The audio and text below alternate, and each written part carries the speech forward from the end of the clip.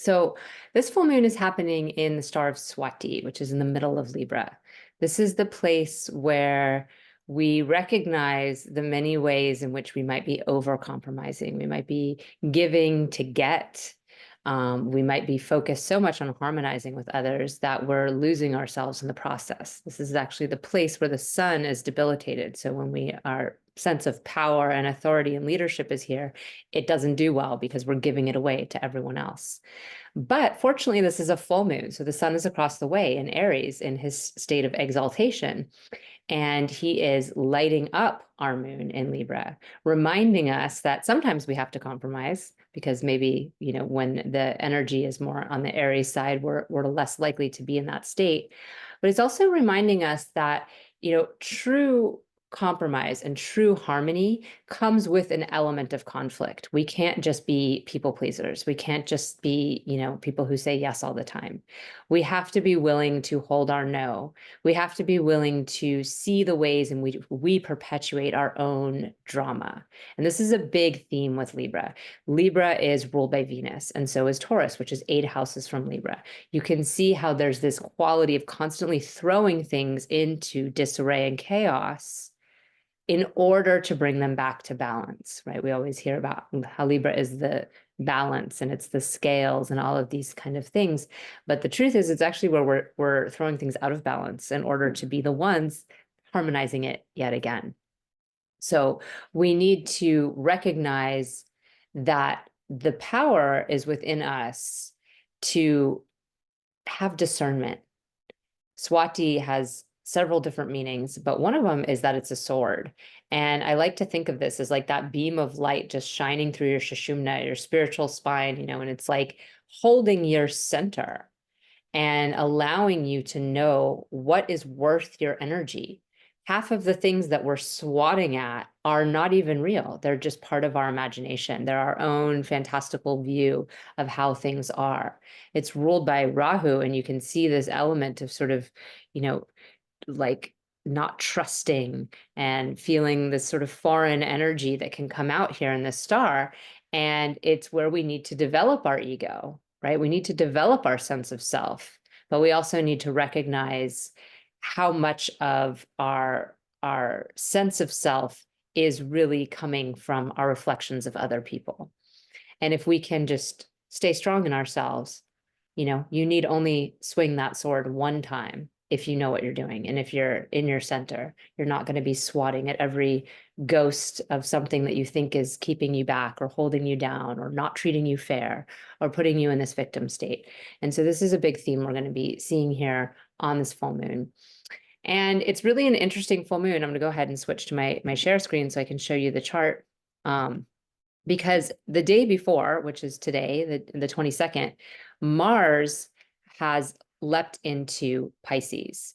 And actually, he's kind of glided in on the star of Purva Bhadrapada. And if you saw my video I did on when the sun first moved into Aries last week, I talked a little bit about this because Mars is the ruler of Aries, right? So the ruler of where our sun is has just moved from his place in Aquarius, where he's really seeking social justice and angry in a mental way, like fighting the battles in a mental way, on the mental realm, and particularly about humanitarian causes or inequality and wanting things to be the way they should be in the future and recognizing the way they're not okay now. Well, now that he's moved into Pisces, there's more of this quality of a spiritual warrior. We're looking at the part of ourselves that can see all the problems outside in the world. They're also inside of us, right? We can blame and shame all we want. We can judge, other people, individuals, groups of people, whole nations. But at the end of the day, if you see it out there, it's also in here. And so we need to do that deep dive. We need to do that work where we look at ourselves. And Pisces, Pisces can be a very powerful realm for Mars in this way. We can really go deep and much like his other sign of Scorpio, be willing to kind of look at the qualities within ourselves that are not completely aligned with what we think we believe. This is really important because Jupiter has been here for a year and we have 1 week left of his tenure in Aries. And Mars is ruling Jupiter as much as he's ruling our powerful sun right now, our exalted sun that's aligned with power and wants to move forward on the agenda at hand.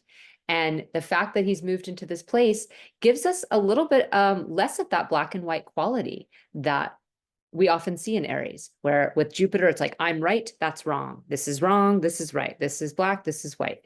And we have a tendency to, move forward on our beliefs, act on them. Well, with the sun, there's also this just clarity, and I trust my instincts and I'm moving forward on it. And that's why the sun is so powerful here. It's not hemming and hawing like, oh, well, what does that person think? What does that person think? It's like, this is what I'm getting. I'm going for it, and if I'm wrong, I'll fix it later. Well, Mars in Pisces isn't, worried about giving and taking with other people. It's more of worrying about whether or not you're actually aligned with truth and reckoning with the ways in which we need to get recalibrated to what's really true. Now, the shadow side of this is that things can get a little murky. We can get a little floaty. We can end up, off down the river somewhere out in the middle of the ocean and forget what we were actually working towards to begin with. It's not the most action-oriented sign. It's definitely a place where we're kind of checking into another realm, the dreamscape, our subconscious, and these kind of things, it's really important. We have to get to the root of things. If we're going to take action in the world, if we're going to have a stance on something, if we're going to have beliefs and we're going to be leaders, we need to take care of our stuff. We need to take care of that realm that's holding us up, the underbelly of everything that we do. So this is an interesting moment. And then, of course, the day after the full moon, we have Venus moving into Aries. So this is also cool because Venus is the ruler of the moon. So we have this like really interconnected, woven full moon happening here, where the ruler of the full moon is changing signs the day after. The ruler of the sun and Jupiter is moving the day before. And actually, one thing I'll say back on the Mars-Jupiter thing is that they're exchanging signs. So Jupiter and Mars are actually in each other's sign now. Jupiter's in Aries, Mars is in Jupiter's sign of Pisces, and this is giving a lot of energy back and forth between the two. Both of them have a lot of friendliness, like they're already doing well in each other's signs. And then this can really help us think before we act on those hardcore beliefs that we have, and really, like I said, reckon with whether or not we're truly embodying that ourselves. And then also helps to give some deeper wisdom to Mars and Pisces and really help us see some concrete ways we can be spiritual warriors instead of just sort of thinking about it or dreaming about it, but actually maybe meditating and doing specific practices that help go deeper into our psyche. So this is a way they're helping each other out.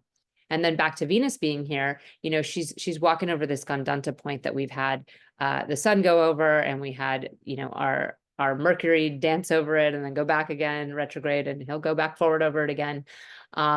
So this is a stick point, right, between Revati and Ashwini, where we're at the end of the line and we're in the state of peace and Revati. And especially Venus, this is the star she's exalted in, is Revati and Pisces, where everything's okay and we're happy for no reason and we love everybody and we can totally accept people with all their flaws and everything's fine because love is love is love. And then all of a sudden it's like power in Aries, and it's like, actually, this is what I'm doing, and you're either on my team or you're my opponent. You're either going with my immediate trajectory that has just happened. I've just woken up out of sleep and now I'm going somewhere, and you're either with me or you're against me. And this is going to be an interesting thing that we're going to see relationally for people, because we really have been so forgiving. And there's not a lot of forgiveness with Aries. It's not even like a lot of beef either. It's not sitting there being like, oh God, you don't care about me. It's not emotional. It's just, this is what I'm doing, and I'm not really going to let other people affect that. So if you're in a relationship with somebody, you might find that they're suddenly off running, or maybe you are off running in a certain direction, and you can hold space for that, for the two of you to kind of do your thing. Or you can join forces. Ashwini is, ruled by the twin horsemen who ideally work together, but there is this, this place where it's not actually as important to us that the other person's on board. It's like, oh, I could also just cut you off because I've got this plan right now and somewhere I'm going. And so this is an interesting moment. Again, we do have Mars in the spiritual warrior sign, so we can see how there's this capacity to hold a little bit more than just the black and white judgments that Mars often is stuck in. But we'll still see quite a shift in ourselves relationally. And this is going to affect how we show up with our moon energy, even though it's, happening the day after the full moon. The full moon is carrying the second half of this moon cycle, and it really allows for us to, and really in this case, we haven't had the new moon yet in Aries, right? We had our last new moon was in Pisces. And so we've started the sun's tenure here, but the actual new moon cycle hasn't occurred yet. That's going to happen next month, in a couple of weeks for Akshaya Tritiya, which we'll talk about then.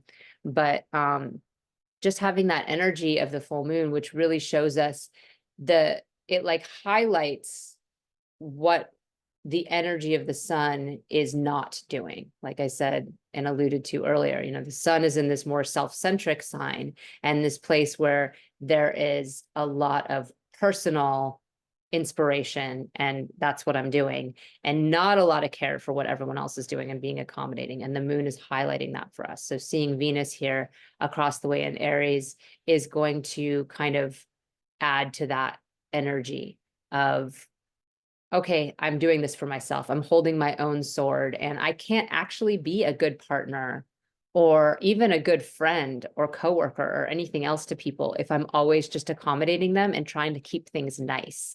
I need to speak my truth. I need to say what's true. I don't need to be a jerk about it, but I do need to express myself. And if I don't express myself, no one really knows what's going on for me. And how can you really have true relationships if no one knows what's going on for you? Those aren't real relationships. So that's going to be something we see come up at this time as well. So this is a really fun time, really powerful time. You can see there's drishtis from Mars, particularly more like Mars moves in, and that drishti is happening on the 22nd, because Mars is in such early degrees and the moon will be in slightly earlier degrees then. Here we see on the 24th, Jupiter's coming into drishti with the moon here, mutual drishti across the way from each other. So there's a lot of, inspiration and a lot of courage and tenacity and power being reflected back at our moon, which is really helping us tackle these Swati elements. And finally, this is the full moon that is Hanuman Jayanti. It's the full moon of Hanuman's birth. And for those of you who are familiar with him from like the Ramayana and things like this, Hanuman has these amazing powers, right? He's the ultimate bhakta. He is full of devotion for Ram and Sita, and he is able to create, this crazy bridge to Sri Lanka, to Lanka from India. I've been to that point at the end of India where you can see, where the bridge was made. And then he flies to the Himalayas and grabs this special herb to cure Lakshmana, who's Ram's brother and had gotten hit by like a poison arrow or something. And this special herb was going to make him better. Dhanavantari, the god of Ayurveda, gave him this, this is the thing you need. But of course, Hanuman couldn't find the herb. And it was like by sunrise, the herb won't be blooming anymore. So he ripped the whole Himalayan mountain off and flew back down to the south of India over the ocean back into Lanka to give this to Lakshmana. And he was a key player in winning Sita back from Ravana. So this is kind of his special powers that we know about. But when he was first born, he was actually born to a little monkey who had once been this celestial nymph. And she'd been cursed by a monkey sage because she laughed at him one day. And so she was turned into a monkey and dropped down to earth. Her name was Anjana. And she prayed every day to go back up to the celestial realms. And it was said that the day that Shiva came down in form, as an avatar on earth, she would get to go back up. Well, as she was praying one day, she had her hands out, and the wind, Vayu, who's the ruler of Swati, came floating by and put some pudding in her hand. He had actually just given the pudding to another family in order to birth the avatar of Vishnu. And so she took the pudding and she became pregnant instantly.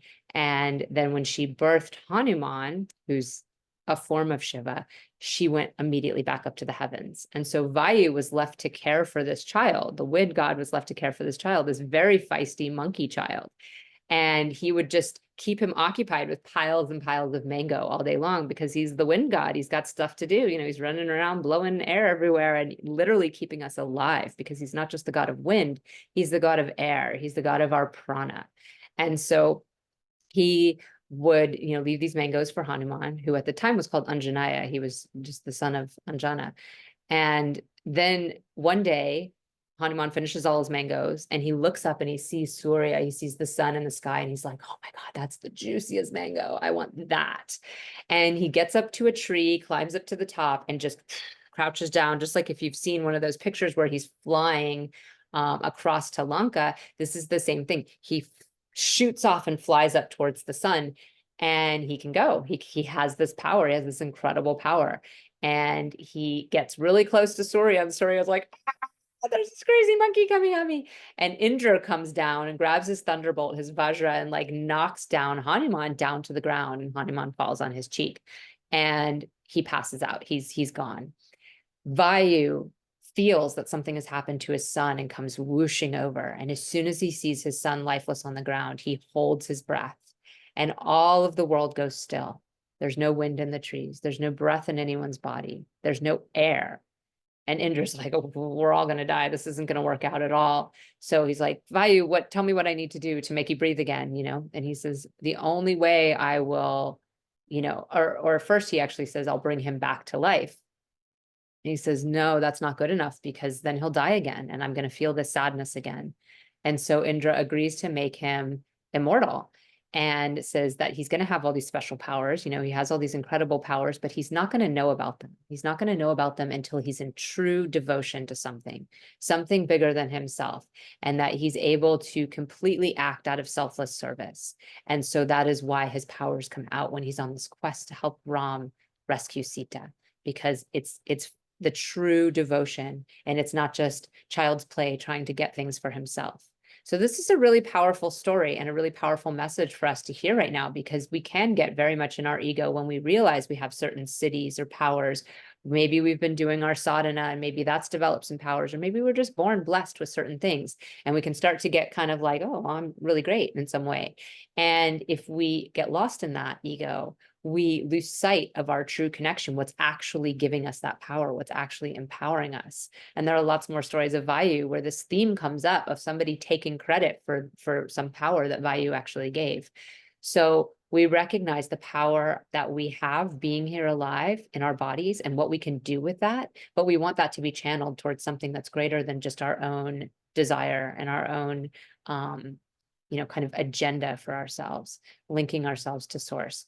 And this is a really powerful time for pranayam, for using breath control practices, for allowing yourself to really feel that prana coming up and down inside of you. And if you do have practices like that and you meditate, you know how powerful it can make you. Not in this like, oh, I can go take things from people and be all powerful, but in this sense that you can really, really hold your center and see clearly and not get caught up in all of the whims of the world and all the drama. And so you can do some breath exercises here on this full moon and in all the days to come. The one thing I didn't mention here, sorry, there's a lot of transits right now, is that Mercury is going direct on the 25th. Hallelujah. But he is first going to join Rahu, the North Node, exactly on the day of the full moon. And so we have this like moment where we're really retrograding and everything's very internalized and backed up, and Rahu's there just like exaggerating. And it's really going to exaggerate whatever Mercury rules for you. So knowing what these different, knowing what Venus is for you, knowing what Mars is for you, and knowing what Mercury is for you is so important. What house it rules. Is it your ruling planet? Wow, that's really going to affect you a lot. Is it your seventh lord? It's really going to affect your relationships. So this is why I do breakdowns for each of the 12 signs, and I do them on a weekly basis. But this week it was so special with Mars and Venus and the full moon and Mercury retrograde and then going direct on the 25th, still joined Rahu, that I did the breakdown really like very deep for each of those different transits for each of the 12 signs. So you can sign up for my Patreon group. It's called Cosmically Aligned. It's super affordable. It's $7.77 a month, $7.77 a month. Yes, that's the truth. And it's 1 week free trial, so there's actually nothing to lose from trying it out. You can see what the different transits are for you and your rising sign and what this placement is. And if you want, you can join us on Thursday because I'm doing a live discussion with my group on Jupiter moving into Taurus, because we have yet another transit happening, and Jupiter's transit is a year-long one. So it's a really big deal and it's coming soon. So I hope all of this was helpful. Don't hold your breath, just breathe through it, and happy Hanuman Jayanti. I'll see you soon. Namaste.